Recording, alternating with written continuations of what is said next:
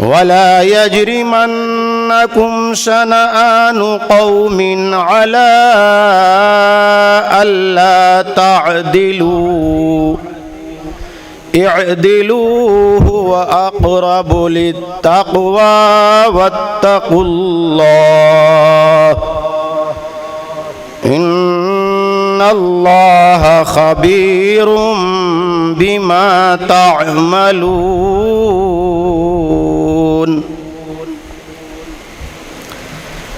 मैं पनाह चाहता हूँ अल्लाह की शैतान मरदूद से। अल्लाह के नाम से शुरू जो बड़ा मेहरबान निहायत रहम वाला है। ऐ ईमान वालो, इंसाफ पर मजबूती से कायम रहो और इंसाफ के साथ गवाही देने वाले बनो, और किसी कौम की दुश्मनी तुम्हें इस बात पर आमादा न करे कि तुम इंसाफ न करो।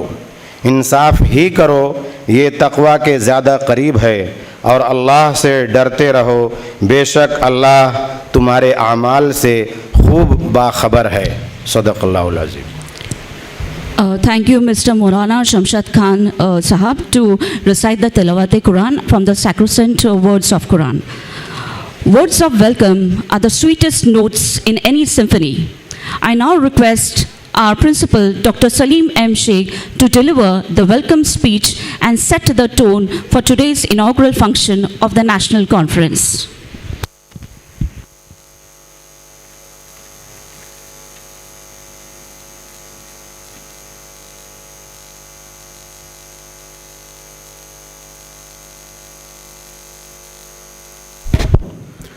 Distinguished Chief Guest, Honorable Mr. Justice Bhuyan, Judge, Supreme Court of India, our guest of honor, Honorable Professor Dr. Dilip S.O.K., Vice Chancellor, Maharashtra National Law University, Mumbai, Honorable Mr. Mahendra K. Mahajan, Principal District and Session Judge, Pune, the President of today's conference, Honorable Mrs. Abida P. Namdar, President, MC Society, Pune, Honorable Professor Irfan Sheikh, Secretary, MC Society, Pune, Honorable Mr. Iftikhar P. Inamdar, Joint Secretary, MC Society, and Chairman, CDC Inaugural Academy, Pune, learned academicians, legal practitioners, head of all the institutions in Azam campus, research scholars, and dear students.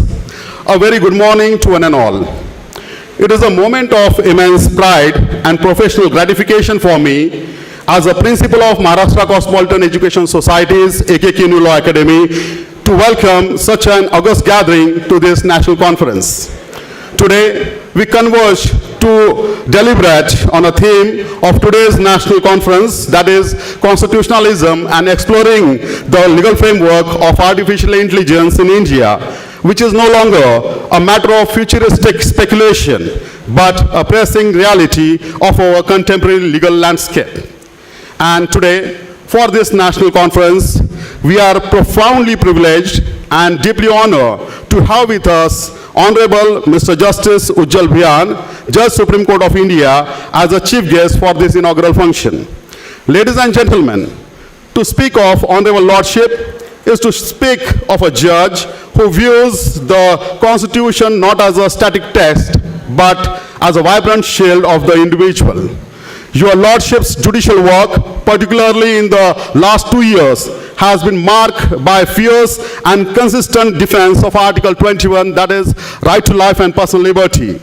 By holding that the procedural logic must never override the overarching spirit of the Constitution, your Lordship have ensured that the sacredness of the personal liberty, it remains a reality for the common man and not just a poetic phrase in our law books. Your Lordship's presence today, it serves as a beacon of inspiration to our students and the faculty.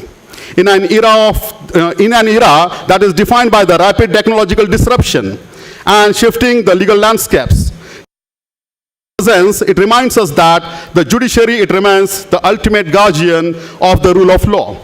My Lord, your recent pronouncements have served as a vital reminder to the nation that bail is the rule and jail is the exception, even when navigating the most stringent of the statutes. We are greatly honored to have your blessed presence here at this law college and to this Azam campus. We look forward to the wisdom you will share today, which we know will shape the minds of the future advocates in this room. Ladies and gentlemen, please join in a standing ovation as we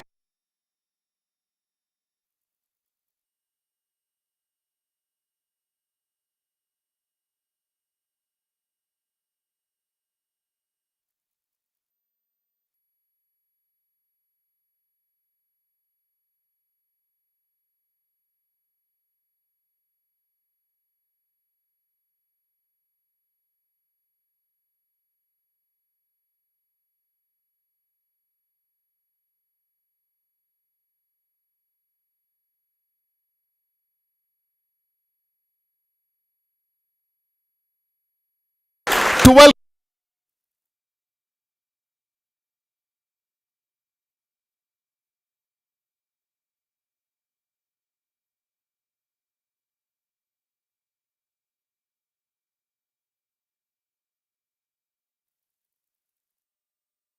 an institution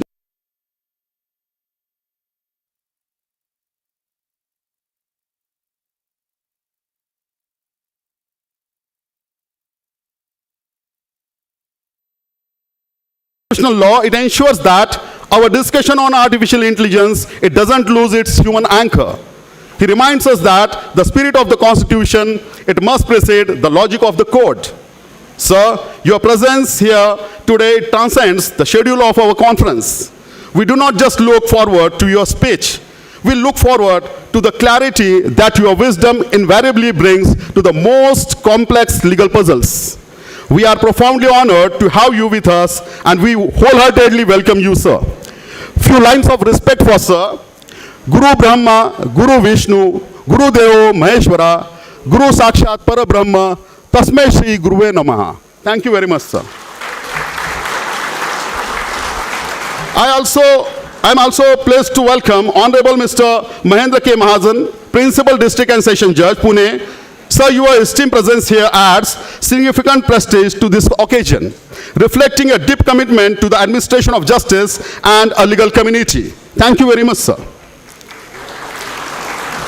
It is an honor to acknowledge the presence of presidents of today's function, Honorable Mrs. Abida P. Namdar Madam, President MC Society Pune and President MME and RC, whose visionary leadership and unwavering commitment to education, it continues to guide our institution towards excellence and inclusivity.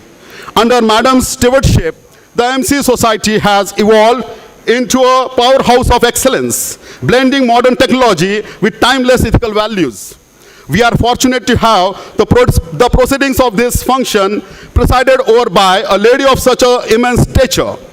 Her presence here today, it adds a layer of maternal wisdom and administrative brilliance to this gathering, reminding us all that with the right leadership, no summit is too high to reach. We welcome you, Madam, to this conference. We will deliberate on the future of law and technology. We must acknowledge the foundation upon which this institution stands, the unwavering support and visionary guidance of our Chief Patron, Honorable Dr. P.A. Namdar, Chancellor, Dr. P.A. Namdar University, Pune, and our President, MC Society, Honorable Mrs. Abida P. Namdar Madam. Their commitment to education's excellence and social upliftment, it has turned the Azam campus into a hub of intellectual inquiry. As the Chancellor of Dr. P.A. Namdar University, Sir has championed the integration of the digital literacy and professional ethics, preparing the students for the exact challenges like artificial intelligence and the global legal shifts that we are discussing today. And this legacy is continued by President of MC Society, Honorable Mrs. Abida P. Namdar Madam, whose motto has always been to make education as the most powerful tool to change the world and make it accessible to all. I welcome Professor Irfan Sheikh Sir, the Secretary, MC Society, whose constant support, it provides stability and strategic direction to society's mission catering to education. I also welcome Honorable Mr. Iftikhar P. Namdar, Joint Secretary, MC Society, and the Chairman, College Development Committee, KK New Law Academy, Pune. Honorable Sir has always been a pillar of strength in organizing such academic events to strengthen our college from a mere learning center into a premier citadel of legal excellence. I also welcome the CDC member Abba Sheikh sir to this conference. I also welcome the esteemed members of legal fraternity of District Court, our distinguished head of the institutions of Azam campus, the learned faculty members, and the future of our profession, the students to this conference. Thank you once again. Thank you very much, sir, for that eloquent welcome speech. We are deeply honored to have a galaxy of intellectuals with us today for the National Conference. We shall now take this opportunity to formally introduce and felicitate the dignitaries on the dais. I request Dr. Swati Shinde to introduce our chief guest, Honorable Lordship, Mr. Justice Ujjwal S. Bhuyan, Judge, Supreme Court of India. Thank you madam. ज्ञान, गरिमा और अनुभव का संगम, आपकी उपस्थिति बनी हमारी पहचान। मुख्य अतिथि के रूप में स्वागत है आपका, आपके आगमन से बड़ी है कार्यक्रम की शान। It is indeed a matter of pride and privilege for me to introduce today chief guest, honourable mister justice Ujjwal S. Bhuyan. Honorable Lordship was born on 2nd August 1964 in Guwahati. Hails from a distinguished legal family. Sir's father, Suchendranath Bhuyan, was a renowned senior advocate and former Advocate General of Assam. Honorable Lordship completed his schooling at Don Bosco High School, Guwahati, followed by his study at Cotton College, Guwahati. Sir graduated in arts from Kirori Mal College, Delhi, obtained LLB degree from Government Law College, Guwahati, and LLM degree from Guwahati University. Honorable Lordship was enrolled with the bar on 20th March 1991 and began an illustrious legal career, practicing primarily before the Guwahati High Court, including its benches at Agartala, Shillong, Kohima, and Itanagar. Over the years, he also appeared before the Central Administrative Tribunal, various civil courts, labor courts, and consumer forums, building a reputation for his depth of knowledge and advocacy. Honorable Sir served as a standing counsel for the Income Tax Department for over 16 years and held several important positions, including Additional Government Advocate for Meghalaya and Special Counsel for the Forest Department of Arunachal Pradesh. Sir was designated as a senior advocate by the Guwahati High Court in 2010 and was appointed Additional Advocate General of Assam in 2011. Honorable Sir's judicial journey began with his appointment as an additional judge of the Guwahati High Court on 17th October 2011, and he was confirmed as a permanent judge on the 20th March 2013. He later served as a judge of the Bombay High Court and Telangana High Court, where he eventually assumed office as the Chief Justice on 20th June 2022. During his tenure, he also served as Executive Chairman of the State Legal Services Authorities and contributed significantly to the justice delivery system. On 14 July 2023, following the recommendations of the Supreme Court Collegium, his Lordship was elevated as a Judge of the Supreme Court of India. Beyond the courtroom, Honorable Sir has been deeply associated with legal education and institutional development. He is a member of the General Council as well as Executive Council of National Law School of India, University, Bangalore. He is also a member of the General Council of Maharashtra National Law University, Aurangabad. With his vast experience, unwavering commitment to justice, and distinguished service to the nation, Honorable Sir continues to inspire the legal fraternity and society at large. So in this regard, Sir said, we need to be a more bold and courageous judges. That is how the Constitution will survive. As far as the Sir's judicial contribution and delving into the constitutional history, Honorable Sir traced the origin of the basic structure doctrine to the 1963 judgment by the Pakistan Supreme Court in Fazlur Qadir Chaudhry versus Muhammad Abdul Haq. He described this case as the first emergence of the idea that certain constitutional principles are inviolable. He also touched upon the Indian Supreme Court's landmark ruling in Keshwananda Bharti versus State of of Kerala, which established the basic structure doctrine in Indian constitutional law. Sir's key role we can see through some landmark cases, name the few: Central Institute of Paramedical Technology versus the State of Assam 2019, Jai Maharashtra Welfare Society versus Vijay Kamal Properties Private Limited 2021, Sri Bhagwan versus State of Haryana 2022, and the Ishwar Chandra Sharma and others versus State of Uttar Pradesh and another, and the judgment passed few days back on 16th April 2026, wherein it is hailed that POSCO is being misused when there is matrimonial dispute. Lastly, I will say few words for sir. हजार बर्क गिरे लाख आंधियां उठे वो फूल खिल के रहेंगे जो खिलने वाले हैं. With these few words, let's welcome sir and invite our esteemed chief guest, Honorable Mr. Justice Ujjal Bhuyan. Thank you, sir. Thank you, madam. May I now request our CDC chairman, Mr. Iftikhar P. Inamdar sir, to felicitate our chief guest, Honorable Lordship, Mr. Justice Ujjal S. Bhuyan, Judge, Supreme Court of India, with a banquet of flowers, traditional Puneri pagdi, shawl, and memento as a token of our gratitude.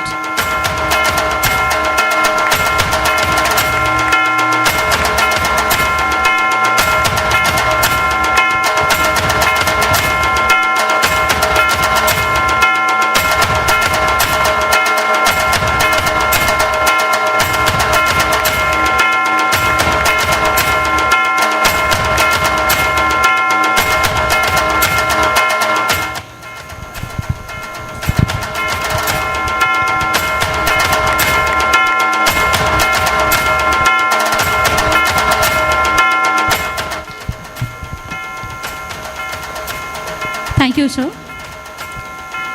May I now request Dr. Manisha Agarwal to introduce the president of today's program, Honorable Mrs. Abida P. Inamdar, President MC Society, Pune. Thank you, madam. A very good morning to all the respected dignitaries, dear participants and students present here. It is rightly stated that great leaders are people who don't seek power but take responsibility because only they have the capability and empathy to help others. Yes, I am speaking of none other than the president of today's inaugural function, Honorable Messrs. Abida P. Inamdar, President MC Society Pune and President MME and RC Pune. It is an honor to speak about Honorable Madam, whose life reflects true dedication to education and social service. Inspired by the belief that education is the most powerful weapon to change the world, Honorable Madam resigned from her central government service to devote fully to society. Together with her husband, Honorable Dr. B. Inamdar, Madam established several education institutions empowering countless young minds. Today, Honorable Madam is known as a dynamic and inspiring personality, a strong leader, a dedicated social worker and respected educationalist. Since Honorable Madam is actively engaged in the field of education, she holds several key responsibilities across various organizations. On this occasion, it is our privilege to briefly highlight a few of significant roles held by Honorable Madam, as mentioned below. Member, Advisory Committee, National Commission for Minority Education Institution, New Delhi. Senate Member, University of Pune. Managing Trustee, Pune Women's Council. Member, Senate, Ramananda Tirth University, Nanded. Chairman, Haji Ghulam Mohammad Azam Education Trust. Notably, Honorable Madam also served as the General Secretary of National Council of Women in India from 1919 to 2002, during which Madam had an honor to representing India at Helsinki, Finland. In recognition of Honorable Madam's outstanding service and remarkable contribution to the field of education, the Government of Maharashtra has honored her with a prestigious Savitribai Phule Award. We are truly privileged to have Honorable Madam with us today. Madam, your presence always inspires us and reminds us of your belief that if you educate a man, you educate an individual. But if you educate a woman, you educate a nation. We extend our sincere gratitude and very warm welcome to you, ma'am. Thank you, madam. May I now request our principal, Dr. Salim M. Sheikh, sir, to felicitate Honorable Mrs. Abida P. Inamdar, President MC Society, Pune, as a token of our love and affection.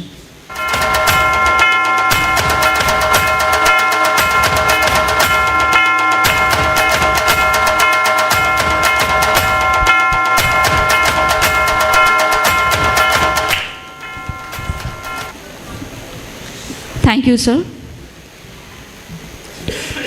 We have with us an iconic in academics as guest of honor, Honorable Professor Dr. Dilip S. Uke, Vice Chancellor of Maharashtra National Law University, Mumbai. It is my distinct honor to introduce Honorable Professor Dr. Dilip S. Uke, Vice Chancellor of Maharashtra National Law University, Mumbai, who is a visionary leader in legal education who currently serves as the Vice Chancellor of MNLU, Mumbai. Honorable Professor Dr. Uke sir's academic journey is marked by profound academic rigor and excellence, beginning with a first-class LLB and a master's in political science from Nagpur University. He further secured the second rank in merit for his LLM and holds a master's in public administration. He was awarded a junior research fellowship from UGC in 1991 and completed his PhD in law from Nagpur University. In 1993, Sir joined the Department of Law, Savitribai Phule, Pune University as a lecturer. In 1997, Sir was selected as Reader, Department of Law, Savitribai Phule, Pune University. And in 2003, Sir was appointed as a Professor, Department of Law, Savitribai Phule, Pune University. His leadership experience is extensive, having serving as a head of the Department of Law, SPPU, across multiple tenures. From 2004 to 2009, he was a member of Management Council, Savitribai Phule, Pune University. He has also held the prestigious positions of Pro Vice Chancellor from March 2011 to May 2013 and Acting Vice Chancellor at Swami Ramananda Tirtha Marathwada University, Nanded in 2013. Professor Dr. Uke sir's expertise is recognized both nationally and internationally. It is evidenced by the fellowships and the invitations to prestigious institutions and awards in academics. Sir has delivered keynote addresses and presented research papers in international conferences at Nepal, Australia, Austria, and Hong Kong. Sir was awarded a fellowship by the University Grants Commission to visit France and was appointed a visiting research fellow at New South Wales University, Sydney, Australia. His accolades include the Shiksha Ratna Puraskar Award 2007, the Best Academician Law Award from the Indian National Bar Association in 2019, and the Lawyers of India Award in 2021. Most recently, Honorable Professor Dr. Uke sir was awarded the Scholar of the Year Award for 2024-25 by the Neswadia College of Commerce, Pune. Beyond administration, Dr. Uke sir is an avid researcher and author.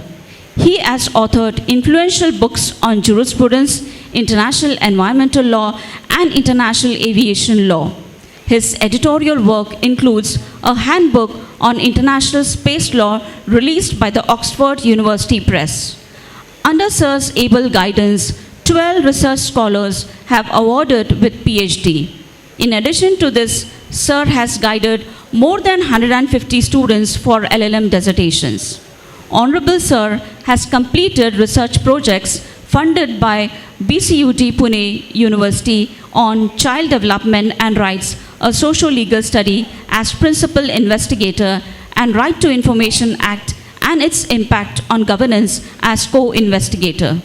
He has contributed to national bodies of academic excellence such as the UGC, NAC, and the UPSC, and has served on selection panels for judges across several Indian states like UP, Uttarakhand, Orissa, Bihar, MP, etc. Honorable Sir has also served as a member of Senate Board of Studies, Academic Council, Executive Council of State Universities, Central Universities, and National Law Universities. He was nominated member of UGC MHRD panel of experts in institutions of excellence.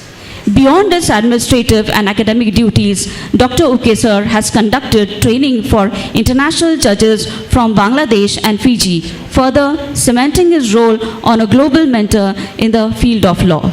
As a distinguished academician and a stalwart of the Indian legal fraternity, Honorable Professor Dr. Dilip Uke sir continues to shape the future of legal pedagogy and policy. With these words, please join me in welcoming Honorable Professor Dr. Dilip Uke sir, Vice Chancellor, Maharashtra National Law University, Mumbai. May I now request Mr. Iftikhar P. Namdar sir to felicitate Honorable Professor Dr. Dilip Uke sir with a bouquet, shawl and a memento and a Puneri Pagdi as a token of our gratitude.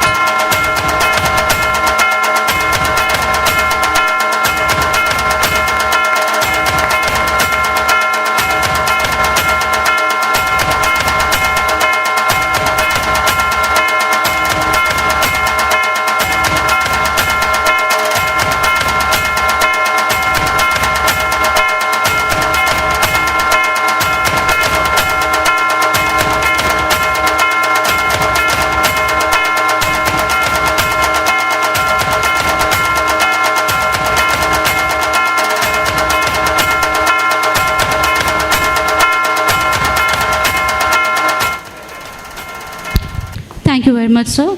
May I now request Dr. Satish Shinde to introduce Honorable Shri M.K. Mahajan, Principal District and Session Judge, Pune. Thank you, Madam. Good morning, everyone. It is indeed honor and a privilege to introduce our esteemed guest for today's national conference, Honorable Shri Mahendra K. Mahajan, the Principal District and Session Judge of Pune. Born on 27th May 1966 in Jamner, Jalgaon district, Sir began his legal journey after completing his school education in his hometown and earning his law degree from S.S. Maniyar Law College in Jalgaon.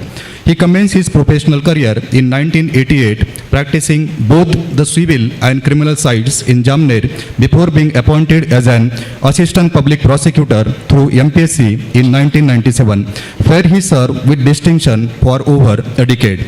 In May 2008, his judicial career reached a significant milestone when he was appointed as a district judge, leading to a series of high-profile postings in Chandrapur, Nanded, and Mumbai. His vast expertise has seen him preside over specialized jurisdictions, including City Civil and Session Court for anti-corruption cases in Mumbai and the Motor Accident Claims Tribunal in Nagpur. His leadership capabilities were further recognized through his roles as the Principal District and Session Judge in Buldhana and as the Registrar of Inspection at the High Court of Bombay. Most recently, Sir has held prestigious positions as the Chief Judge of Small Causes Court in Mumbai and as the Charity Commissioner for the state of Maharashtra. Since February 2024, Sir has been serving as the Principal District and Session Judge of Pune, continuing a career dedicated to the high standards of justice and administration.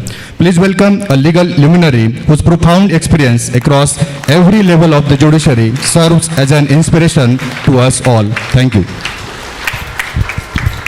Thank you, sir. May I now request Professor Irfan Sheikh, sir, to felicitate Honorable Shri M.K. Mahajan, Principal District and Session Judge, Pune, with a bouquet, shawl, a Puneri Pagdi, and a memento as a token of our gratitude.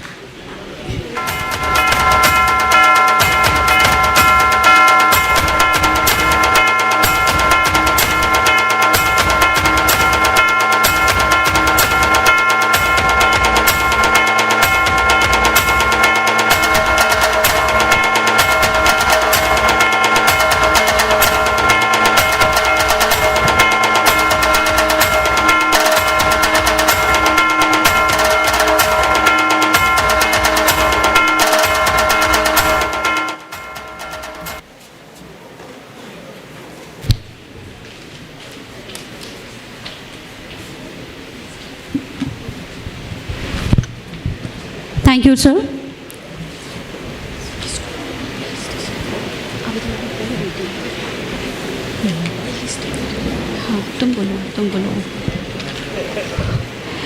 In a gesture of professional solidarity, we take this opportunity in the presence of the esteemed dignitaries and the august gathering to felicitate the newly elected President and core committee members of the Pune Bar Association.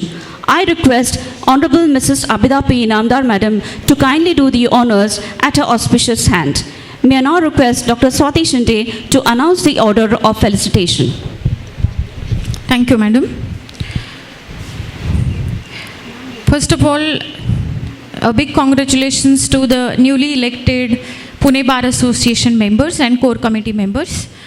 I would like to call upon the stage Vice President Advocate Kantaram Patil, Pune Bar Association. He is the Vice President. Kantaram Patil. Advocate Abhijit Pol, Secretary, Pune Bar Association. Abhijit Pol.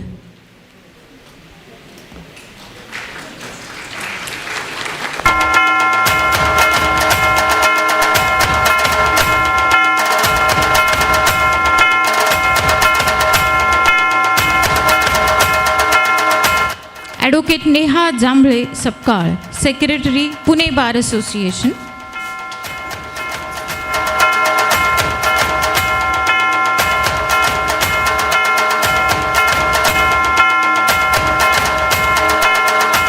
Advocate Anjali Bandal, Treasurer, Pune Bar Association.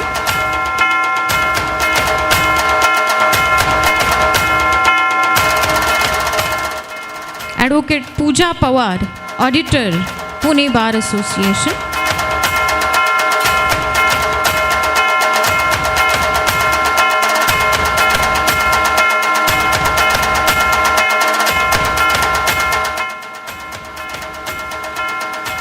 Advocate Yogesh Jain, Member, Pune Bar Association.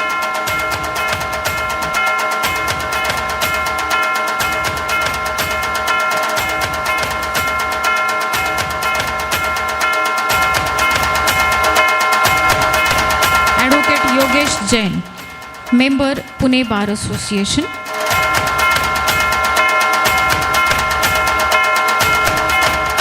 Advocate Anil Hude, Member, Pune Bar Association.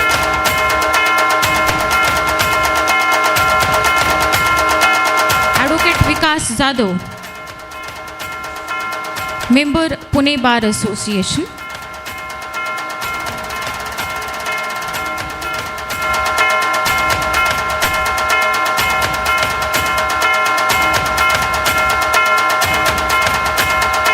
Advocate Smita Wagmare, Member, Pune Bar Association.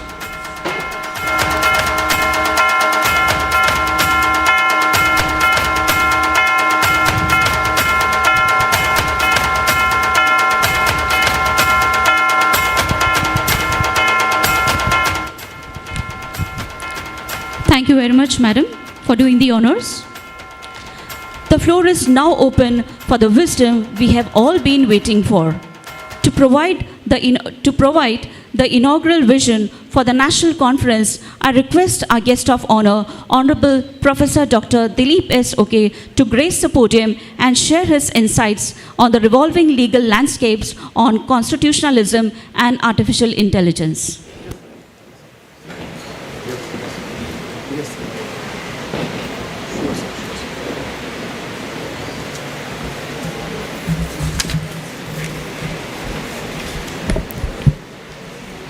Chief guest of today's program, Honorable Shri Justice Ujjal Bhuyan sir, Judge Supreme Court of India,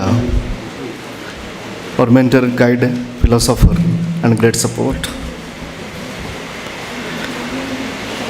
Mrs. Abida Inamdar Madam, the President, MCA Society. Madam Bhuyan, Shri M. K. Mahajan, Principal District and Session Judge, Shri Iftikhar Inamdar, Principal Dr. Salim Sheikh, other dignitaries on dais, of the dais, all the faculty members of the Law College and dear student friends. It is indeed a great pleasure and privilege to be here with all of you on this occasion. My association with A.K. Khan Law College goes back to its birth, the inception. I've seen the seed when it was sown, came out as a plant and now a tree, and the fruits also over the period of years.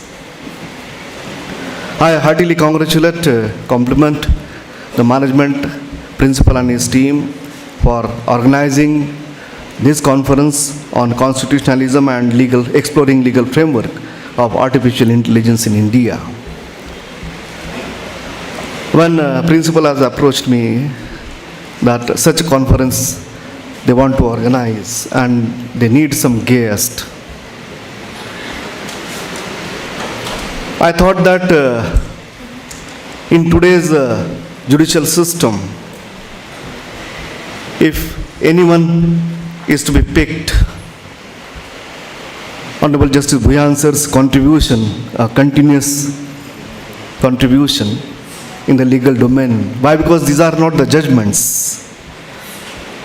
They are the law declared by the Supreme Court within the meaning of Article 141 of the Constitution, which are binding. Moreover, not the judgment, not the decision, but the justice which is being delivered.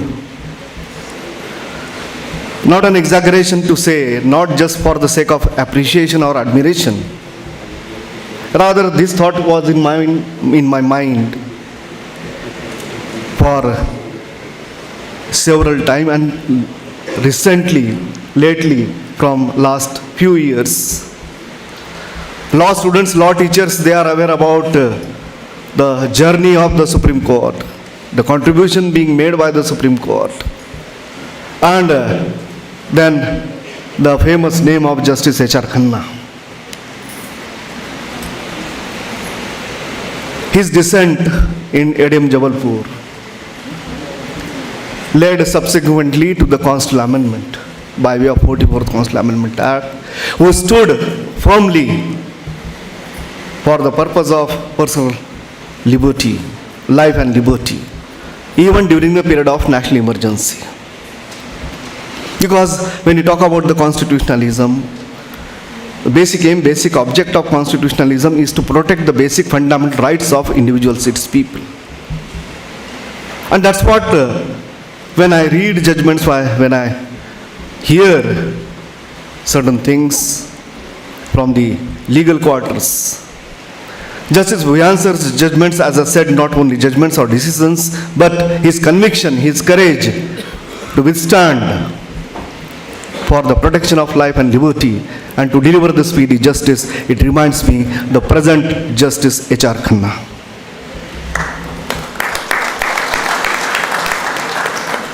Of course, for others, it may not matter much, but the scholars, for the researcher, but for the students who rely upon the judgments, who follow those things, the value of those judgments transcends over the period of years across the time as such. History will tell us the contribution being made, and still it is to be made by Honorable Justice Bhuyan sir.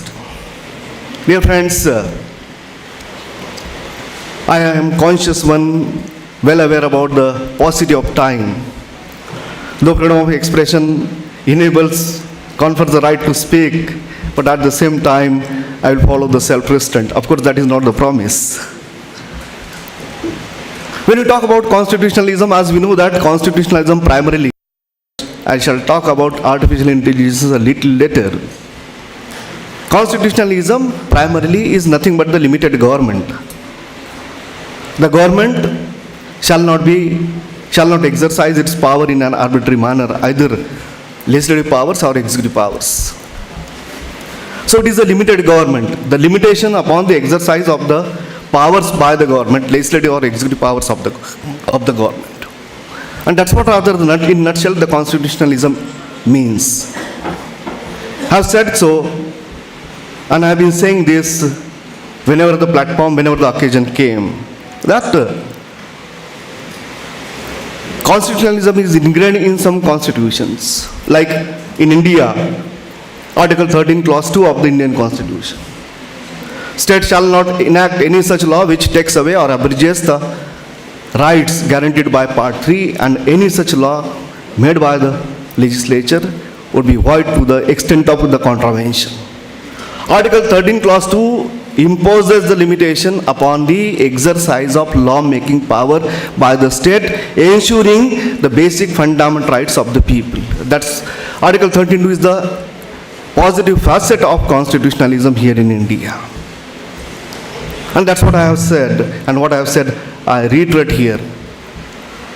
History of constitutionalism is the history of making of the constitution, its unmaking, its interpretation, its application, and imposition of limitations, restrictions, or stipulations upon the exercise of legislative and executive power in arbitrary manner, as well as protecting the basic fundamental rights of individuals and ensuring that the government shall be carried out in accordance with the democratic polity as well as rule of law. I understand that speed is a little faster, but as I said, because of the paucity of time, there is no other option. I will repeat it again. History of constitutionalism is the history of making of constitution, its unmaking, its interpretation, its application, and imposing the limitations upon the exercise of legislative and executive power by the state in an arbitrary manner, and ensuring the protection of fundamental rights of individuals and ensuring the democratic governance in accordance with the rule of law by the government. That is in a nutshell the gist of, crux of constitutionalism. Noted jurist Professor Michael Rosenfield, he pointed out three objects of constitutionalism. They are more or less similar one. Of course, some of the other jurists had observed that it is definition-less. There cannot be any definition of constitutionalism. Nevertheless, they tried to explore the kind of the structured parameters of definition of constitutionalism. Rather, another jurist, Professor Louis Henkin, this is not the platform or occasion wherein I shall point out. Professor Louis Henkin had pointed out eightfold parameters of constitutionalism. If these eightfold principles are there, like Professor Fuller's internal morality doctrine, it means that the constitutionalism is there. So like supremacy of the constitution, rule of law, protection of fundamental rights, independence of judiciary, so on and so forth. Nevertheless, the philosophy of constitutionalism is an essential one for the same said objects, same said purposes. And when I said that the constitutionalism means what? It is the history of constitutionalism is the history of making of constitution. It's unmaking in the sense even the amendments. Its interpretation. Why? Because the interpretation to the provisions of the constitution which is to be accorded by the judiciary. Whenever the constitutional law discourse takes place, there are two theories which exist across the globe. One is originalism, other one is living constitutionalism. Originalism is the literal interpretation accorded to, in case of the A.K. Gopalan, no person shall be deprived from his right to life and personal liberty except according to procedure established by law. There is no question of due process of law. That's how Supreme Court interpreted Article 21 in Gopalan. Gopalan is the facet of originalism. Whereas on the other hand, it is living constitutionalism. I am referring from several details because of the paucity of time. Living constitutionalism. Constitution is not merely the law, supreme law. It is not merely the legal document. It is an organic one. It is living one. It has to fulfill the wants, demands, desires, aspirations of the generations together. 77 years of the Constitution. If we take a glance around the globe, around the world, average age of the Constitution is of 17 years, 17. Average age of the Constitution around the globe is 17 years, 17. Whereas Indian Constitution is there existing continuously for 77 years. I believe that this clapping is for the constitutional makers, constitutional framers, not for me and the Supreme Court. Of course, barring few exceptions like ADM Jabalpur and other such instances, Indian Constitution withstood the pressures, demands of the time as well as the political pressures. And that's what rather. Interpretation accorded by the highest court of the law, Supreme Court, assumes the significance. It is across the globe, not only here in India. And that's why the first instance of constitutionalism comes to my mind is none other than 1610, the judgment delivered by the House of Lords in Dr. Bonham's case. There is no written constitution. As we have supremacy of the constitution is as one of the basic principle of the constitution. They don't have the constitution, that's why there is parliament is supreme, parliamentary supremacy or parliamentary sovereignty. British Parliament can make any law whichever it wants, make any law which might turn man into woman. It is that absolute law-making power possessed by the British Parliament. Nevertheless, in 1610, in Dr. Bonham's case, Chief Justice Lord Coke said that if such law enacted by the Parliament found to be immoral or taking away or abridging the basic rights of individuals despite of parliamentary sovereignty, this court, House of Lords, can declare such law as unconstitutional. Limitations were placed by way of the interpretation accorded by the judiciary. That's how I said history of constitutionalism is the history of even the interpretation. That was so in case of United Kingdom, whereas in case of the United States, again separation of powers theory.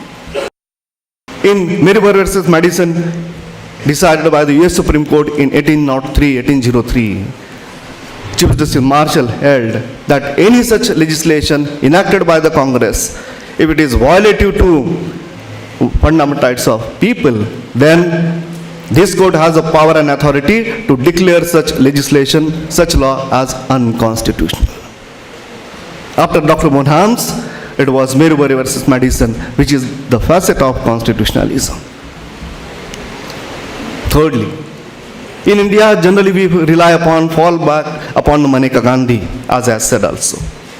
But to my mind, as a student of law, it was not Maneka first. Maneka was decided in the year 1978, post-emergency era. A decade before that, maybe 67-68, in a classic judgment delivered by the Supreme Court in J.P. Mittal versus Union of India. According to Article 217, Clause 3 of the Constitution, the determination of the age of a judge, the power is vested in the hands of the President. To determine the age of a High Court judge, the power is vested in the hands of the President, and the decision of the President is final. Finality clause is been accorded to the decision of the President. And that too by not any act, that too by the Constitution itself. Clause 3 of Article 277 declares the decision of the President in case of the determination of the age of a High Court judge is final in a way there cannot be any judicial review. Yet in J.P. Mittal it was held by the Supreme Court that if such a decision taken by the President found to be taken in an irrational manner, arbitrary manner, on the basis of irrelevant considerations or under the influence of the executive, ordered by the Constitution, decision could be declared as invalid. That's how the notion of philosophy of the concept of constitutionalism is to be evolved. That's what rather the living constitutionalism as such. Of course, no doubt the Maneka is there overruling Gopalan. That procedure established by law also includes the due process of law. That is there, but before Maneka, it was J.P. Mittal. So dear friends, this is the journey of constitutionalism across the world, across the globe, across the time, 1610, 1803, and 1967, and then 1978, and even thereafter. Just yesterday, it was the 24th April. On 24th April 1973, the landmark judgment was delivered by the Supreme Court. The reference was made earlier by way of Keshwananda Bharati. A doctrine of basic structure, that is the birthday of the doctrine of basic structure, I do say so.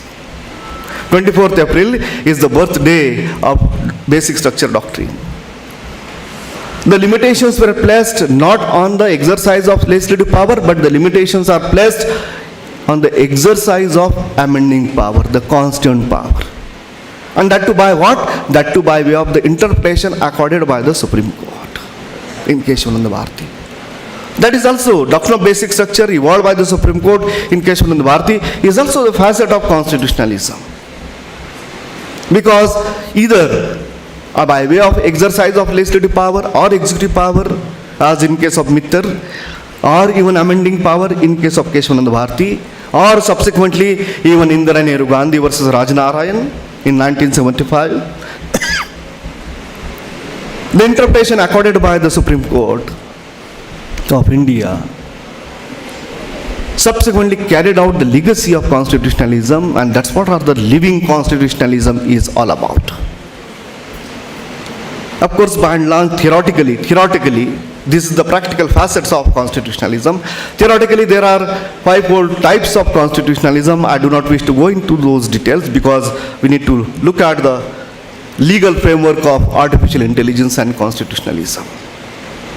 So in case of the constitutionalism, there are fivefold types or kinds. First one is liberal constitutionalism. Liberal constitutionalism wherein the individualism is to be given the primacy. Individual rights are to be given the primacy. In Professor Pound's word, it is the individual interest to be given the primacy. In case of the illiberal, other type is, second one is illiberal constitutionalism, wherein not the individual one, but rather the collective or the social interest is to be given the primacy. That is second, illiberal constitutionalism. Third one is mixed of both, that is called as hybrid constitutionalism. Mixture of some elements of liberal, some elements of illiberal constitutionalism, that is hybrid constitutionalism.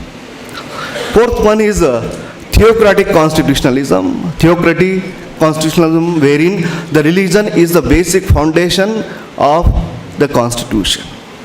So like Article 67 of the Malaysian Constitution, which categorically expressly provides that any law enacted by the state has to follow the Islamic principle, Islamic tenets.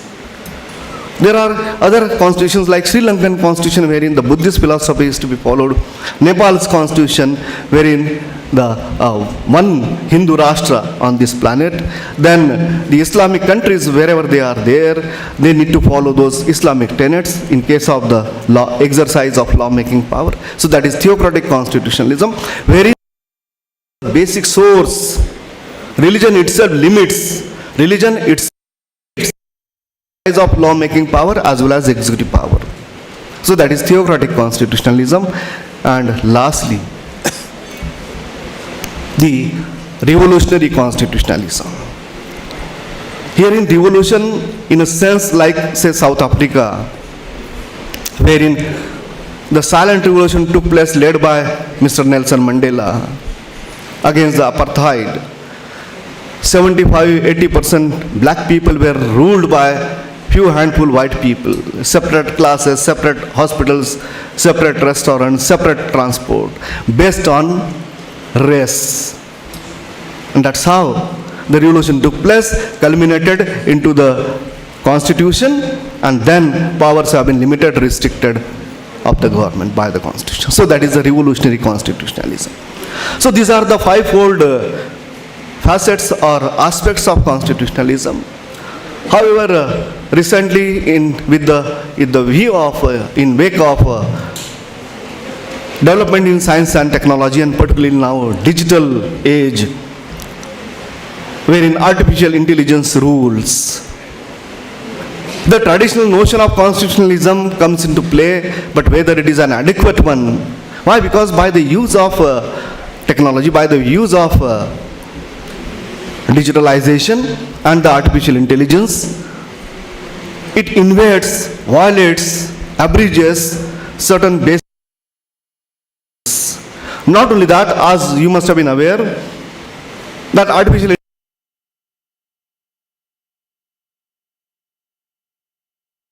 And there are algorithmic biases that leads to injustices, that leads to discrimination, that leads to some wayward decisions. In one case, artificial intelligence AI was used for recruitment by one of the company.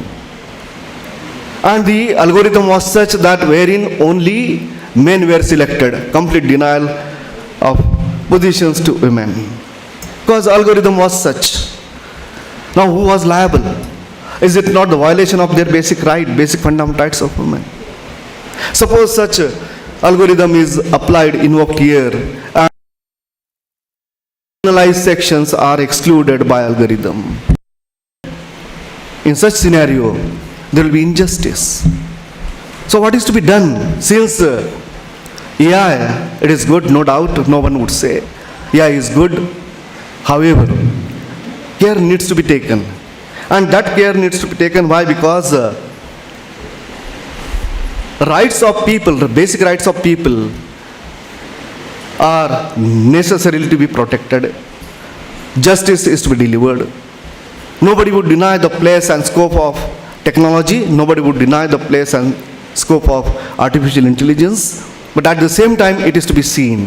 Why? Because this both artificial intelligence and digital technologies, they have presented a series of issues which have negatively impacted the constitutional rights of citizens that would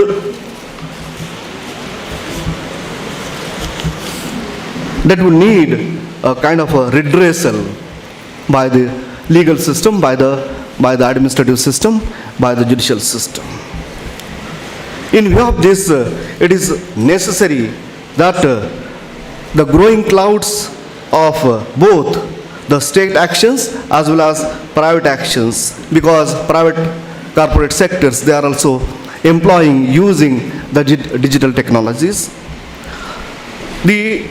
Both these sections shall be put into such a manner, mechanisms have to be put into such a place that rights of individual would not be denied, or if any discriminations which are there shall be addressed to, shall be redressed to. In view of this, what is required? That the government of India has come out with responsible AI, the policy in 2024. As it is responsible AI, similarly the movement is, and there is a talk about ethical AI. Ethics, values, morals, they are required to be taken into fold, they are required to be taken into account while addressing the issue of, and that's how it is now known as digital constitutionalism. Because digitalization is taking place. Since digitalization is taking place, say like DG Yatra, we show our faces. Wherever biometric, we show our faces. Aadhaar, the whole privacy issue, rather the judgments like Puttaswamy, wherein the right to privacy was recognized. Shreya Singhal, wherein the right was guaranteed. In view of this, it is necessary that the AI also has to be responsible. European Union has come out with some kind of a solution about the use of AI, about the digital constitutionalism. Now, digital constitutionalism is not the similar, or is not the same, though it is similar, like the traditional or orthodox constitutionalism. What is needed is that in case of the digital constitutionalism, that the issues, that's what rather the living constitutionalism. I would say that digital constitutionalism is nothing but the kind of the living constitutionalism. Constitution per se is silent. There are several silences which are there in the Constitution. But highest court of the land, which is the custodian of not only the Constitution, which is also the protector and guarantor of the rights of the people, has lent its voices to voiceless people, wherein there are denials, wherein there are discriminations. So digital constitutionalism has to come up. This movement of digital constitutionalism is an nascent one, a new one. Certain European countries are now, as I think believe, enacted the act. US on the verge of enacting the act. India doesn't have yet any kind of the specific legislation about the AI. Certain rules, either the intermediate rules, now recently the takedown rules. What is the impact of use of technology? What is the impact of digitalization in India, particularly vis-a-vis upon the rights of people, basic fundamental rights of the people, and mostly now in view of, I am eagerly waiting like you for the address by Honorable Justice Bhuyan sir, the digital arrest. In case of the digital arrest, it is the arrest, but digital arrest. How this issue is to be addressed? What shall be the mechanism for addressing the issues being emerged from the digital arrest? And that's how the digital constitutionalism has to be evolved and has to play a greater role into containing as well as facilitating both the digitalization of the country. Of course, as I said, and all of us know that there is no such substitute. It has become necessary, but whatever has become necessary has to be streamlined, has to be facilitated, has to be regulated properly. Dear friends, there are various things rather with me, but time and again I have been saying, because of the paucity of time, I am not referring to digital constitutionalism, though prepared. Only few minutes I will take. That from constitutionalism to the transformative constitutionalism, that kind of a transformation. Constitutionalism wherein there are the limitations, restrictions or stipulations to be imposed upon the exercise of legislative or executive power of the state. In case of transformative constitutionalism, the government is to be empowered for the amelioration of the condition, socio-economic conditions of the people. So there is a transition and transformation of constitutionalism to transformative constitutionalism. I am leaving this issue for the deliberation which may happen here whole day, throughout the day, or in future subsequently. When I refer to digital constitutionalism, how that digital constitutionalism can become the transformative digital constitutionalism. But for that, we ought to know a bit about transformative constitutionalism. As I said that, in case of the constitutionalism, the powers of the government are to be restricted. In case of the transformative constitutionalism, the government is to be empowered. As Article 13, the whole gamut of Part 3 is the facet of constitutionalism, whereas Article 17, Article 23 and whole gamut of Part 4, they are the facet of transformative constitutionalism. As just for the sake of information, rather credit is being given in case of the transformative constitutionalism to one of the noted jurists, Professor Karl Clare, who wrote a paper in the year 1998, Legal Culture and Transformative Constitutionalism, and therefrom rather the word transformative constitutionalism came to be known. That was in the year 1998. However, as a student of law and student of constitutional law, it is my confirmed belief that, of course, along with Professor Karl Clare, then Justice Pius Lenga from the South African Supreme Court, Justice Pius Lenga, wherein he realized the apartheid, experienced the apartheid, from those wounds of the past, discriminations, killings, violences based on race, the better future and peaceful coexistence and prosperity for all, based on equality and equal treatment to all. That is the transition of the country. Society, in case of the transformative constitutionalism, is to be restructured, reorganized. And for restructuring, for reorganization, certain destructions are to be take place, certain dismantling is to be take place. Unless you dismantle, there cannot be restructuring. There cannot be reorganization. Dismantling or destruction of those walls like race, religion, caste, creed, gender, sex, so on and so forth. Those walls, those boundaries are to be dismantled, then only society will be transformed. So Justice Pius Lenga and then Anthony Negri. This is the development post 1998. About the transformative constitutionalism and transition of constitutionalism to transformative constitutionalism. However, it is my firm belief that though credit is being given to Professor Kalkir, Justice Lenga, Anthony Negri.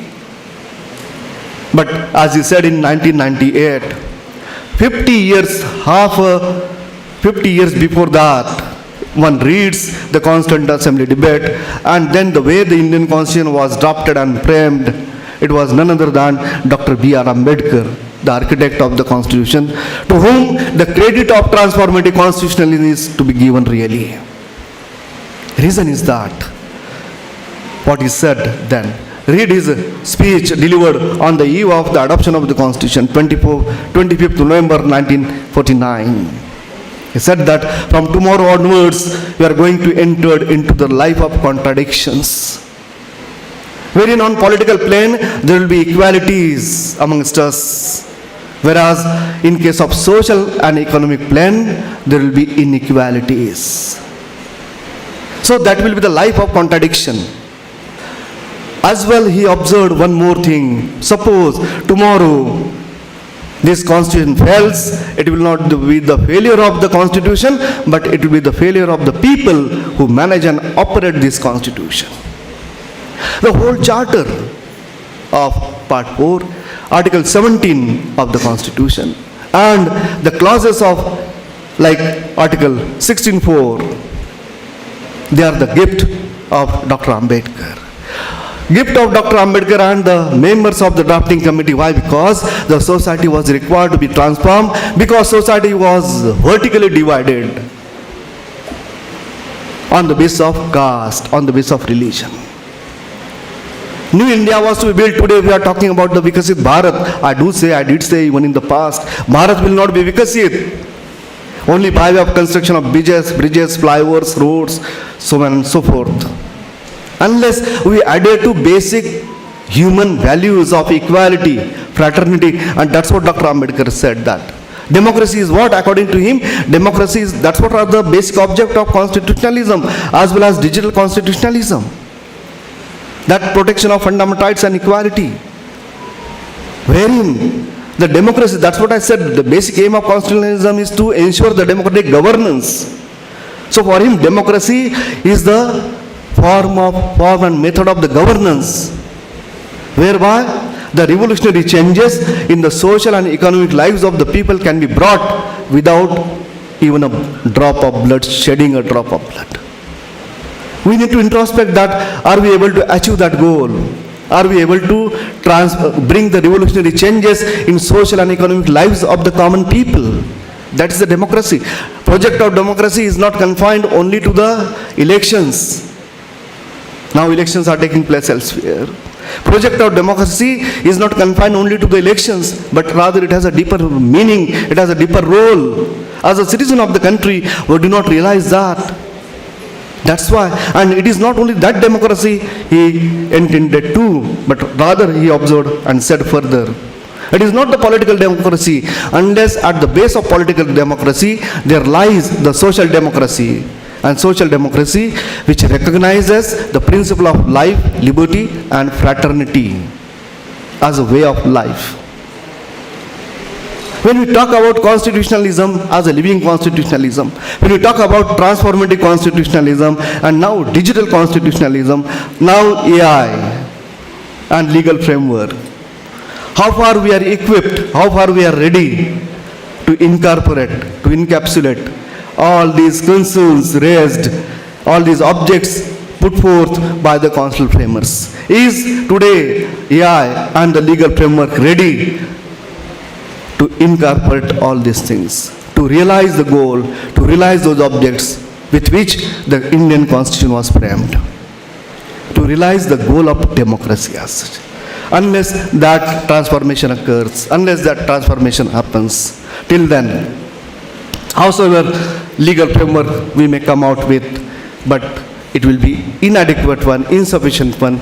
It is the duty of each one, because the preamble of the Indian Constitution, when we talk about justice, social, economic and political, now it is to be digital justice. It has to be a digital justice. It has to be algorithmic justice to be read along with that. The legal system, the judicial system ought to take care. That's what rather one of the Supreme Court judge had observed, learned Supreme Court judge had observed that artificial intelligence shall enhance the justice, not erode the justice.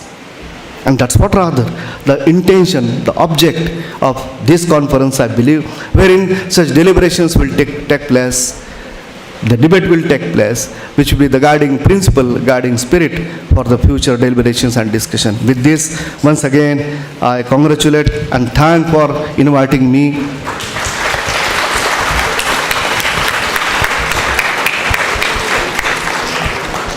Giving this opportunity and platform to share my few thoughts and views with all of you. Thank you so much. Thank you, sir. Your presence has truly transformed this conference from a mere meeting of minds into a definite roadmap for future. Through your various judgments, provisions, you have posed a challenge to us that artificial intelligence not to be looked as a threat to constitutionalism, but a new medium through which our highest democratic ideals must be defended and expressed. Your valuable insights surely will be taken into considerations for our deliberations during the sessions. Thank you very much, sir. The dialogue between the code of law and the code of algorithms is perhaps the defining challenge of our era. To help us bridge this gap, I most respectfully invite our chief guest, Honorable Lordship Mr. Justice Ujjwal S. Bhuyan, Judge Supreme Court of India, to grace the podium and address the gathering.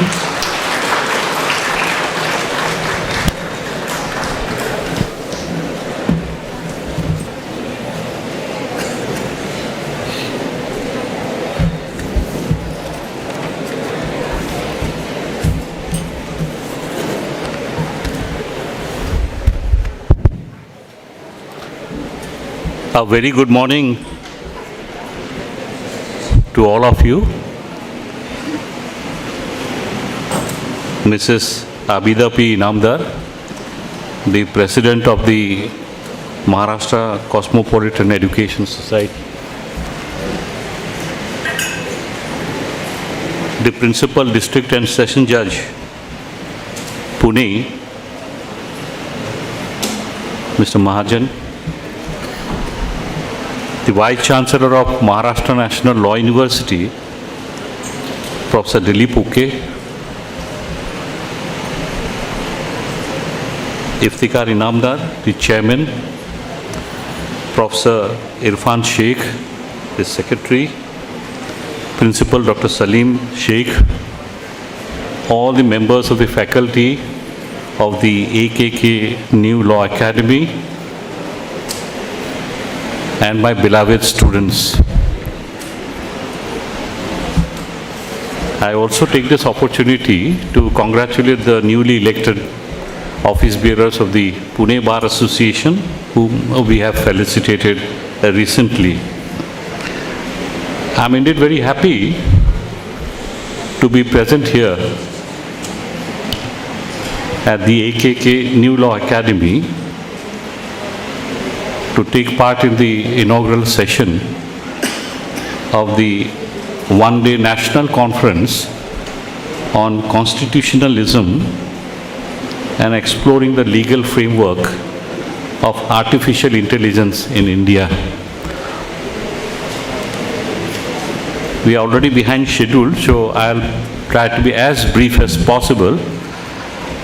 I take this opportunity to congratulate the AKK New Law Academy for taking this initiative, because this topic is so contemporary, having a profound bearing not only on the justice delivery system, but also for the society at large.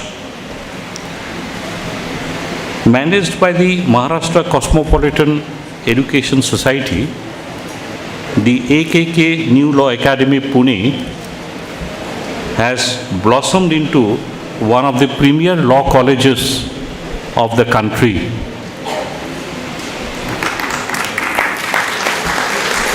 The management, the faculty, and all the students deserve appreciation for their hard work, commitment,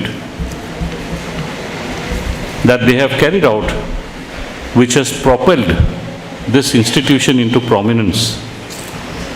Friends, before I say a few things about artificial intelligence, our Professor Dr. Uke, like a true professor, he has taken us through the various stages and facets of constitutionalism and transformative constitutionalism, making my task that much more easier. So, for the time being, I keep aside constitutionalism and artificial intelligence. Dr. Swati Shinde, while referring to me, has said that I have been speaking on various platforms on this basic structure doctrine. Just a word or two about that. 1973, now we are well past 50 years. Why do we need to go back and reiterate this principle?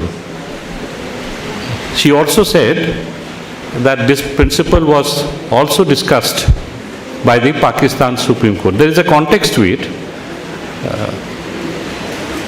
Just a passing reference I may make. Professor Uke said about H.R. Khanna. H.R. Khanna is way and head above all of us. We are nowhere comparison to H.R. Khanna. H.R. Khanna started as a district court lawyer. He primarily practiced at Amritsar. And district and session judge, here we say principal district and session judge.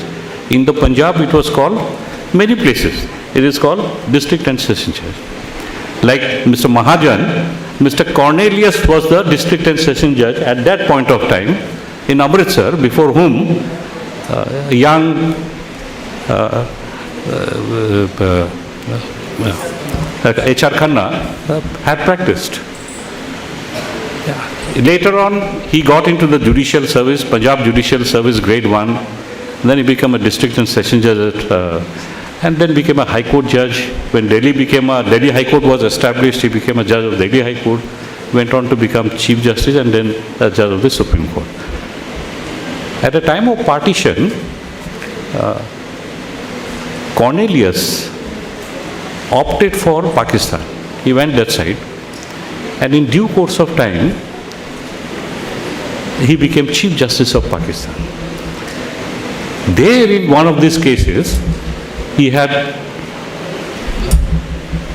talked about this doctrine of basic structure, that there are certain essential features of the Pakistan Constitution, the Constitution at that point of time, not the recent one, which could not be amended. So this is how he had visualized his doctrine.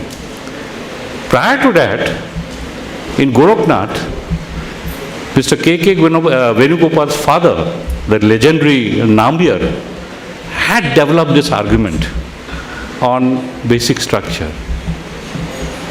But since the bench, the majority, took the view that fundamental rights could not be amended by exercising the power of judicial review under by amending the Constitution under Article 368. Therefore, there was no need to debate or on this submission made by Nambiar. There was another professor, I forgot his name, who came all the way from Germany and delivered a lecture in Banaras Hindu University, highlighting the need to maintain the core of a constitution. He referred to his own country, Germany, and said that the National Socialist Party, the Nazis, they had used the German constitution itself to capture power, and once they captured power, they used the constitution to destroy it. So therefore, he said, we should have certain core principles within the constitution which cannot be amended, which cannot be destroyed. This gave rise to the doctrine of basic structure, in 1973 in the case of Keshavananda Bharati. It's a 13-bench judgment, the highest so far. Until and unless the judgment stays, any legislation being brought in India can be challenged on the ground that it violates one or the other basic structure of the Constitution of India. Now, this judgment, there are people holding high office, even now uncomfortable with this judgment. 73, the political establishment were really unhappy with this judgment, though they had won the case, because the judgment says that under 368 you can amend any part of the Constitution, including the fundamental rights, but the basic structure you cannot touch. So in that way, the government, the executive had actually won the case, but still it was unhappy. Till this day, there are many people, it's not necessary to name, who are unhappy with this. But the fact that this judgment has been applied in one case after the other, by 9 judge bench, by 7 judge benches, one after the other, and more than about 15 odd constitution benches till date, cementing its place as the foremost constitutional doctrine of India. Now, why I am saying this? Because I remember I studied in a missionary school. I studied in Don Bosco. So the missionaries, they had the Catholic missionaries, they had a program in Guwahati last November, and they invited me to speak there. So I also spoke there. I spoke about this and also referred to the judgment in S.R. Bommai. Those students of constitutional law would know the importance of S.R. Bommai. This is in the backdrop of elected governments being dismissed, imposition of precedence rule in various states. Also, dismissal of many state governments post demolition of Babri Masjid.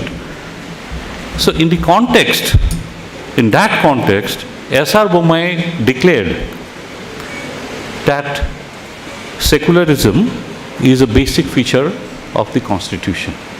So that's what I said about this Keshavananda Bharati, the importance of it. Rule of law, parliamentary democracy, federalism, secularism, these are all judicial independence, judicial review, these are all basic features of the Constitution. So, S.R. Bommai declared in no uncertain terms that secularism is a basic feature of the Constitution. Now, very recently, I forgot the name of the party, a writ petition was filed.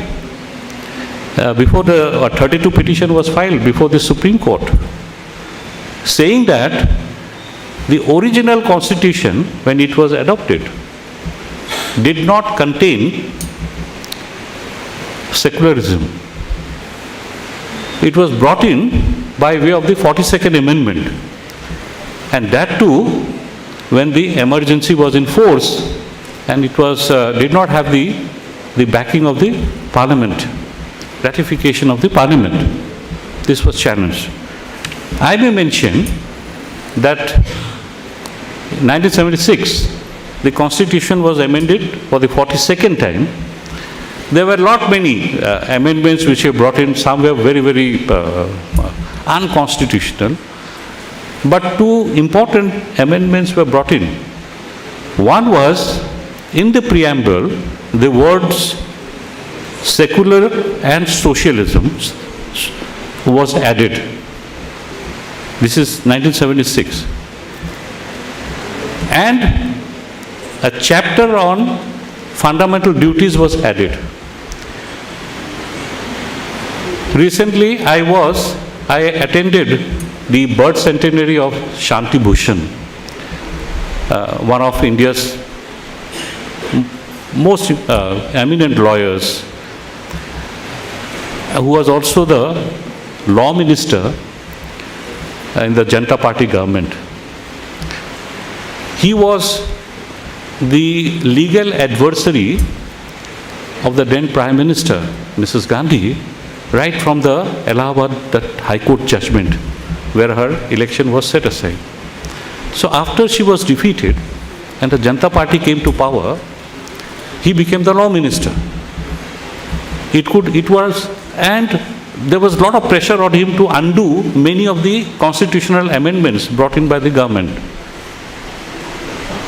He did undo, and rightly so, many of the amendments which were downright unconstitutional. But to the greatness of the man, there lies the character of the man. He did not change the two words inserted in the preamble, secular and socialism. He did not touch it. He did not change the fundamental duties chapter 5, Article 51A of the Constitution. He did not touch it. That shows the vision and the character of such great leaders. In this petition, it was challenged that this was not the intention of our founding fathers to have a secular constitution. This argument was repelled by the bench of Chief Justice Khanna and Justice Sanjay Kumar, saying that if you look at the Indian Constitution, it need not be expressly spelled out, but through the chapters and articles, it was evident that we are a secular nation. Therefore, what the 42nd Amendment did was only an express ratification of what was already implicit in the Constitution. So therefore, this so-called artificial debate on secularism has been, according to me, set at rest by the Supreme Court. India was a secular country. India is a secular country. India will always remain a secular country. Our India is not built by hate or by violence. Our India is built by love, affection, and by accommodation. Ours is an inclusive society. We accept our diversity and celebrate our diversity. That is the strength of India. And that is how India should always remain. The strength or the measure of a community or the nation lies how well its women are placed and how well its minorities are treated. That is the true test of a community or a country. I'm sure in the past our rankings were quite high. I'm sure it will remain high in future as well. It is the bounden duty of all of us to ensure that the Constitution and constitutional values, principles are respected and followed. Having said that, let me say a little bit about artificial intelligence. I need not elaborate much. Professor Uke has taken us in great detail. What is artificial intelligence? This is the basic thing. What is artificial intelligence? According to me, as the name itself suggests, and in simple terms, a common man's term, it is intelligence which is superficial. And if I may use the expression, superficial intelligence or artificial intelligence as opposed to human intelligence. According to Britannica, AI is the ability of a digital computer or a computer-controlled robot to perform the task commonly associated with human intelligence. In ordinary parlance, it would mean prompting a machine to adopt the intelligence of a human being. Artificial intelligence has two components. Firstly, it is a branch of computer science dealing with simulation of intelligence behavior of computers. Secondly, it denotes the capability of an application to imitate human behavior. Today, technology has changed how people communicate, work, and participate in society. There is no doubt that the development of AI around the globe and in India has improved efficiency and has propelled economic growth, particularly in sectors like finance and customer service. In many situations, AI gives useful results, even when the data is unclear or complex. AI is also used in critical sectors like healthcare and law enforcement. Insofar India is concerned, the Indian Constitution is the foundation. It is the center of our legal system. Even though it was written and adopted much before digital technology became prominent, it has shown great flexibility in dealing with modern challenges like AI. The challenges relates to privacy, freedom of speech, data protection, surveillance, non-discrimination, and fairness. As India continues to its digital growth, it is important to ensure that constitutional values are not compromised. Fundamental rights such as equality, freedom of speech and expression, and personal liberty must be protected, even in the digital world. In this connection, the Indian judiciary has played a very important role by extending constitutional protections to the digital space as well. Professor Uke has referred to Shreya Singhal. We all know Section 66A of the Information Technology Act was struck down, making it very clear that online expression is also protected by Article 19(1)A. Puttaswamy, we all know Justice Puttaswamy's case, privacy, has been declared to be a fundamental right traceable to Article 21. This is extremely important in the context of AI because it gives individuals control over their personal data and information. In the case of Anuradha Bhasin, Supreme Court held that access to the internet is part of the right to freedom of speech and expression.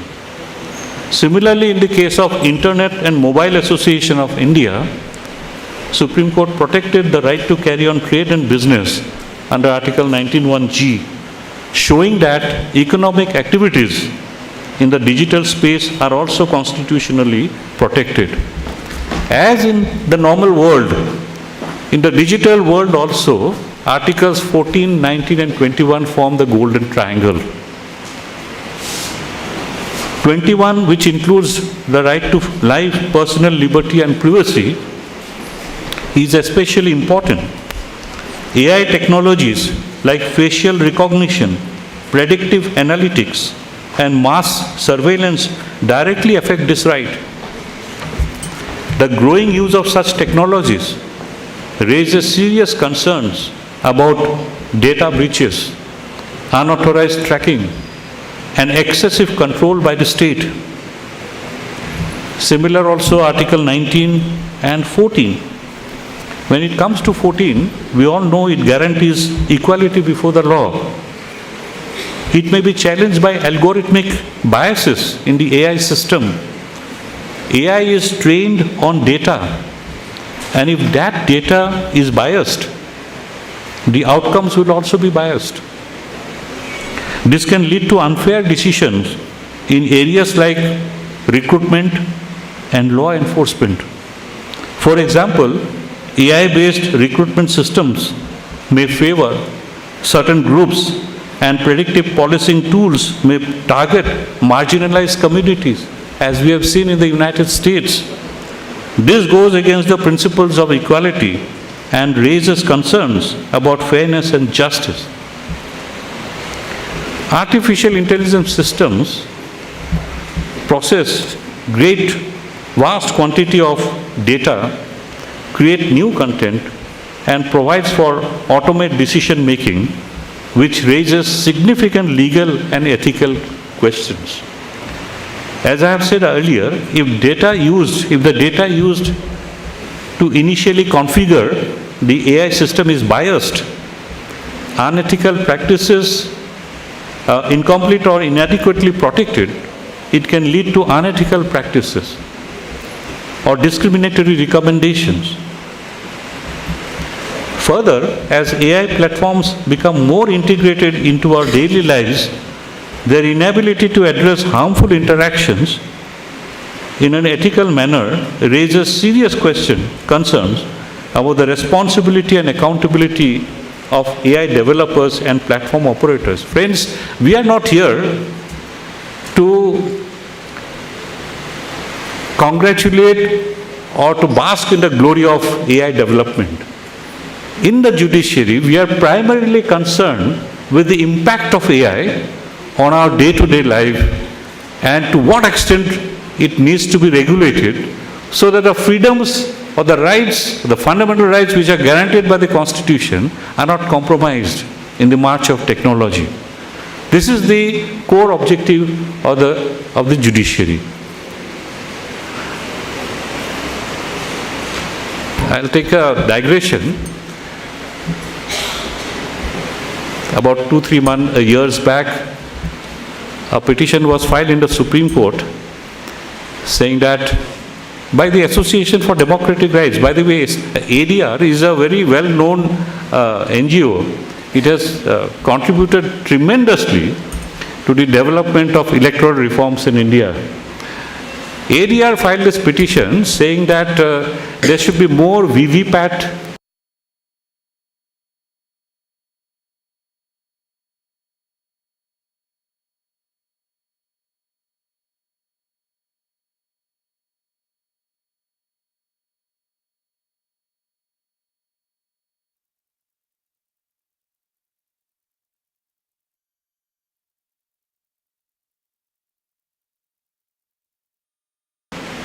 to ensure that when a complaint is lodged, there can be proper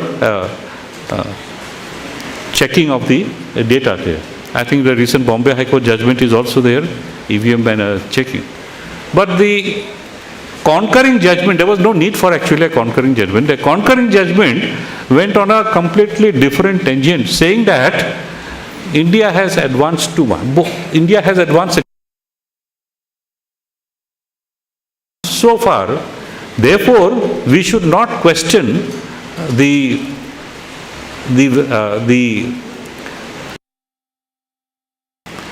EVM machines. Question is, nobody is questioning or the scientific basis of the EVM machines. All that the petitioners were asking was that there should be some regulatory mechanism to ensure fairness in the decision-making process, fairness in the minds of the electors, that the EVMs are not managed or misused.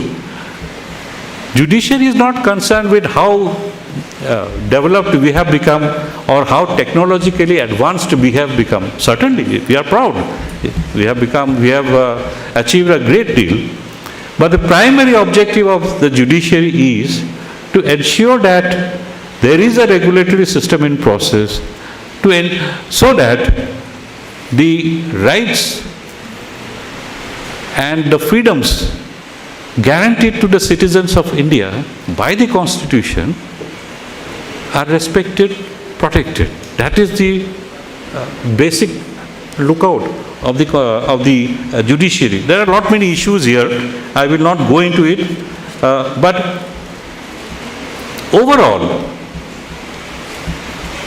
AI can be seen as a double-edged sword. Certainly, it has got manifold benefits.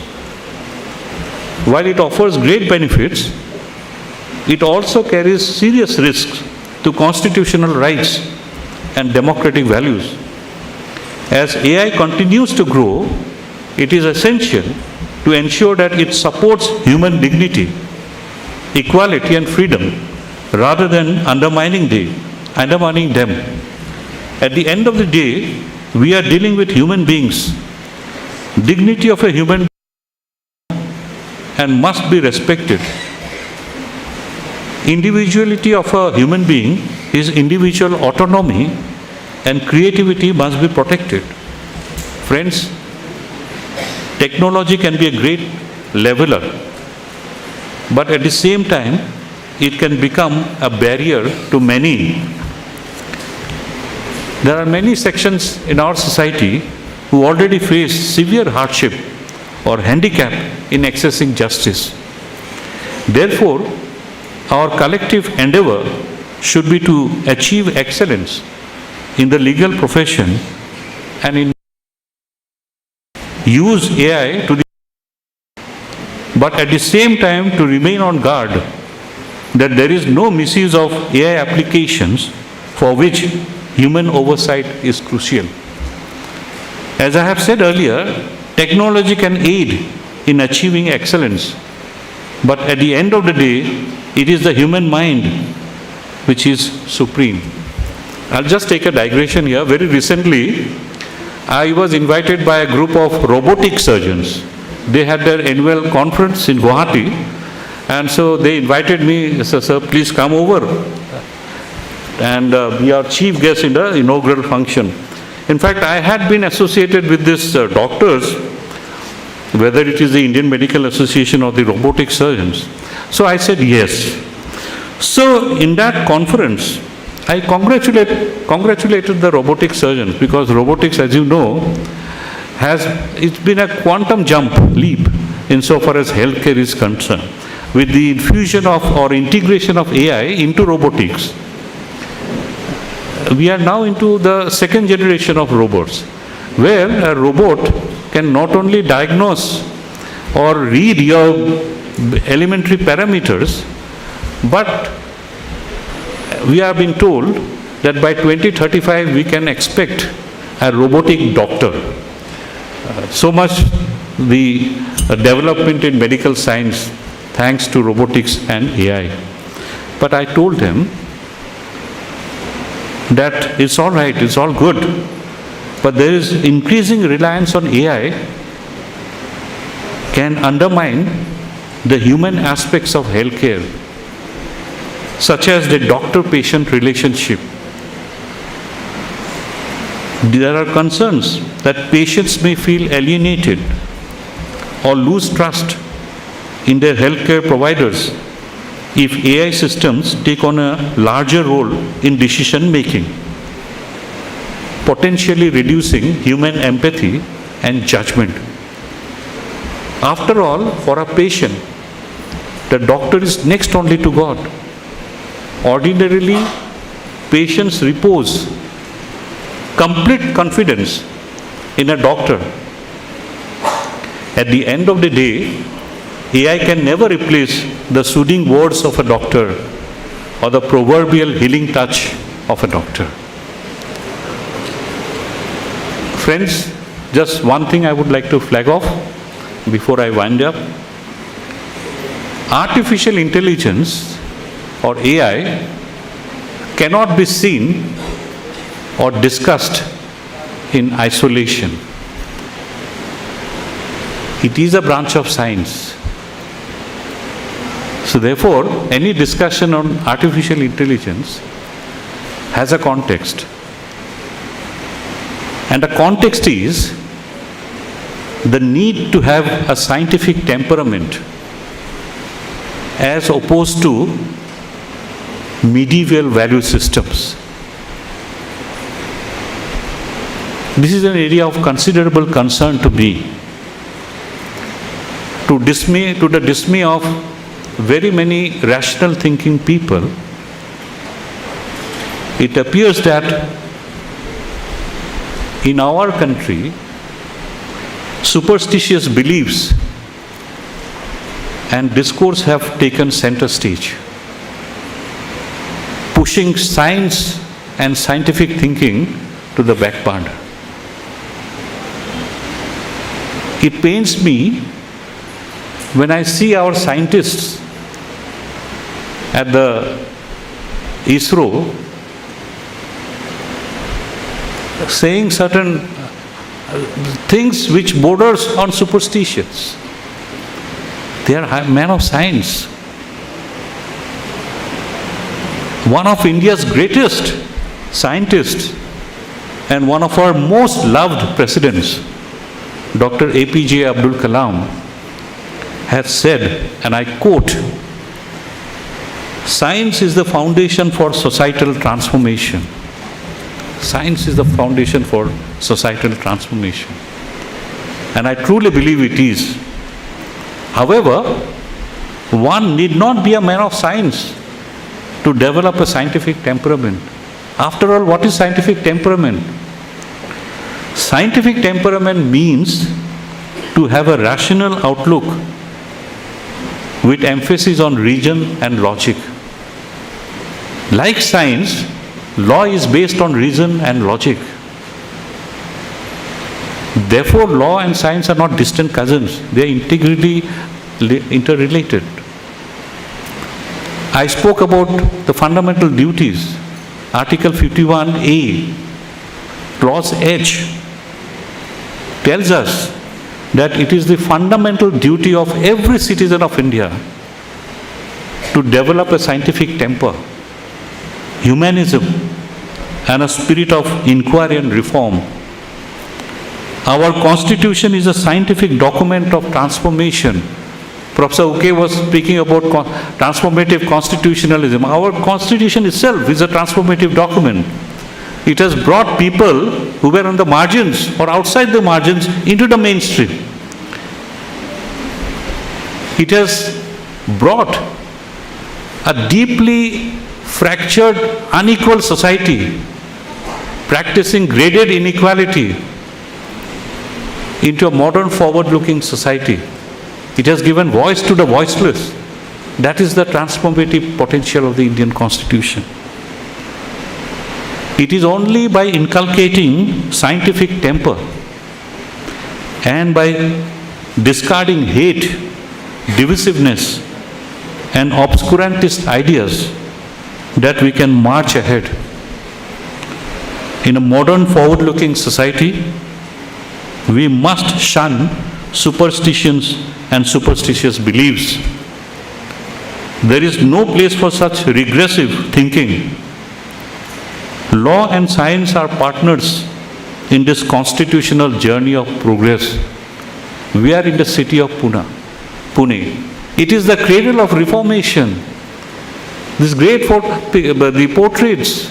It is a place where Mahatma Phule and Savitribai Phule started their reformation. This is from where Dr. Ambedkar picked up.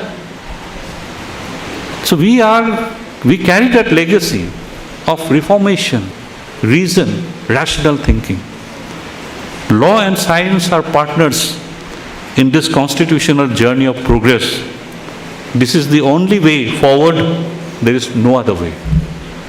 This is all that I have to tell you, my dear students. My best wishes to the AKK New Law Academy. I am sure with the kind of dedication and the team spirit that it has shown, it will achieve greater success in the coming years and decades. And my best wishes to all my students, student friends. I am sure whatever avocation you choose, whether litigation, service, judiciary, teaching, I'm sure you will be successful. Thank you very much and God bless. Thank you, Honorable Lordship, sir. Thank you, Honorable Lordship, sir. You have very well touched upon on how the sacrosanct values of our Constitution can harmonize with the rapid frontiers of artificial intelligence. Honorable Lordship, sir, your wisdom will surely remain the cornerstone of our discussions today. Thank you, Honorable Lordship, sir. We look forward for many more moments with you, sir. I now request Honorable Mrs. Abida P. Inamdar, Madam, to share her profound insights through her presidential address.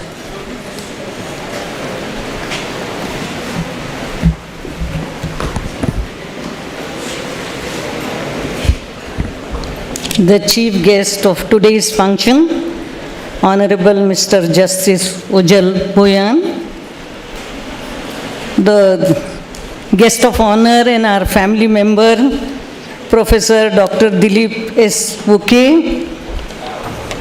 Another guest we have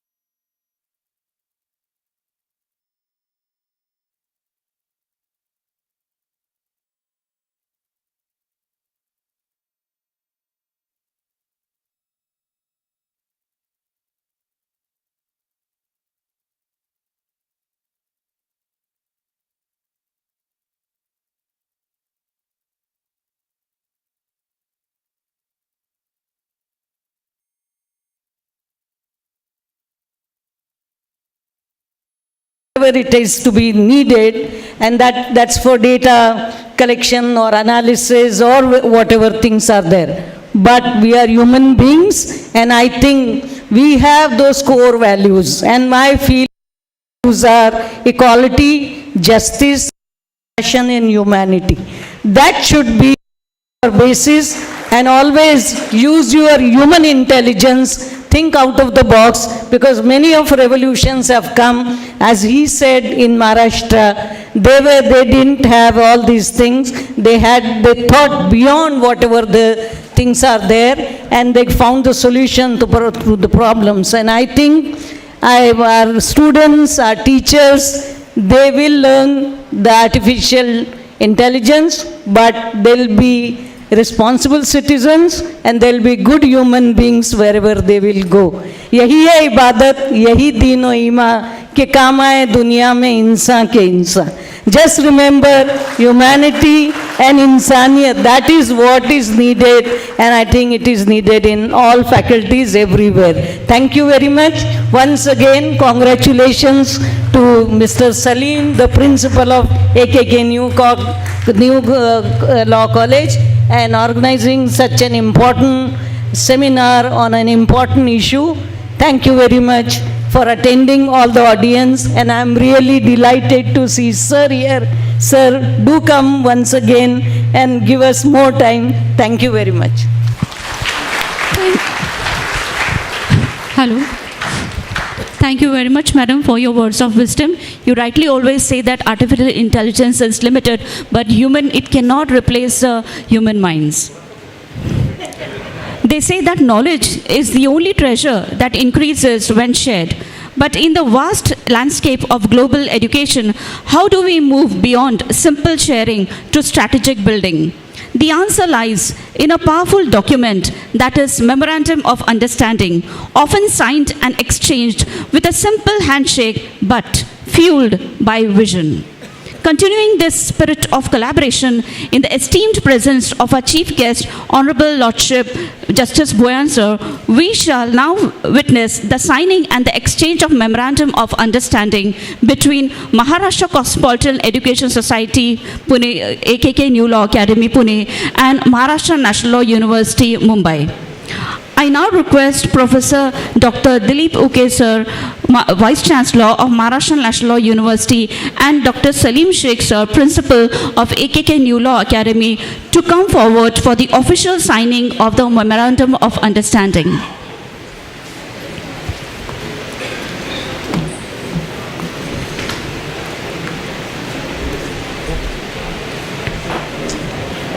May I now request Mrs. Abida P. Inamdar, President MC Society, and Professor Dr. Dilip S. Uke sir to exchange the Memorandum of Understanding to commence the partnership into a powerhouse of academic excellence.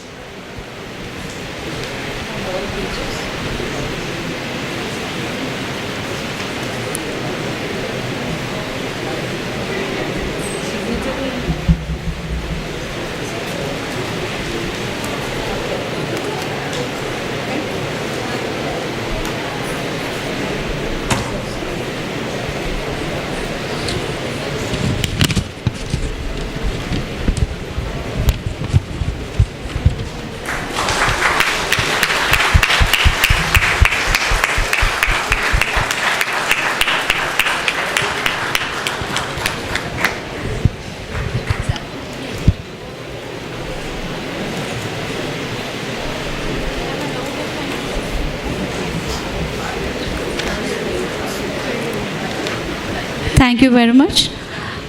Dr. Dilip okay, sir, Mrs. Abhidapi Namdar madam, Dr. Salim Sheikh sir, for doing the honors.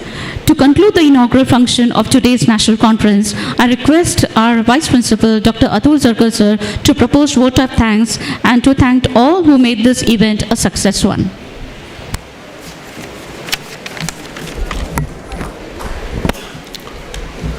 Respected dignitaries on the dais and off the dais, faculty colleagues, and dear participants and students.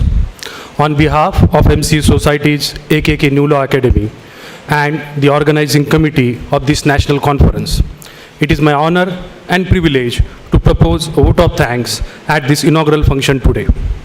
At the outset, I express my sincere gratitude to our chief guest, Honorable Justice Shri Justice Bhuyan sir, for gracing this occasion and for sharing his valuable insights. I also extend my heartfelt gratitude to my respected teacher and guru, Professor Dilip sir, for accepting our invitation and addressing the participants and students. I am deeply thankful to our President, Honorable Mrs. Abhidapi Namdar ma'am, for her constant encouragement and support. I am equally thankful to Honorable Shri M.K. Mahajan sir, Principal District and Session Judge Pune. I am also grateful to the Judicial Officer and the members of the Pune Bar Association. I extend sincere thanks to Professor Irfan Sheikh sir, Advocate Iftikhar Inamdar sir, Mr. Abbas Sheikh sir, and all the members of MC Society for their constant support and encouragement. I extend sincere thanks to Principal Dr. Salim Sheikh sir for his continuous guidance and support in organizing this national conference. My sincere appreciation goes to the organizing committee, faculty coordinators, Dr. Swati Shinde and Dr. Jacinta Bastian, student volunteers, and all those who work tirelessly behind the scene to ensure the smooth and successful conduct of this event. Finally, I once again express my gratitude to everyone who directly and indirectly contributed to the success of this conference. Thank you very much. Thank you, sir. As a mark of respect, we all stand for the national anthem.